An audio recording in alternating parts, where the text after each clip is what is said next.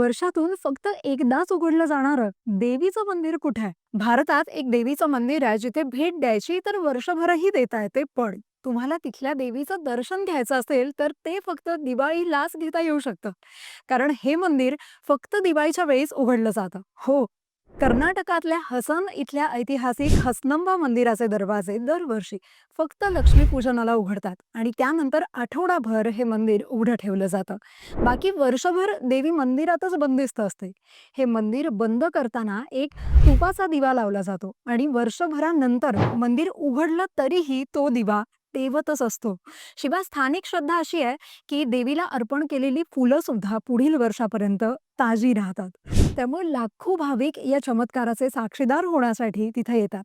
आणखी एक गोष्ट, इथल्या देवीला चिठ्ठी लिहिण्याची परंपरा आहे. या चिठ्ठ्यांमधून आपण आपलं म्हणणं मांडलं तर आपल्या इच्छा पूर्ण होतात आणि जीवनात सुख-समृद्धी येते, अशी भक्तांची मान्यता आहे.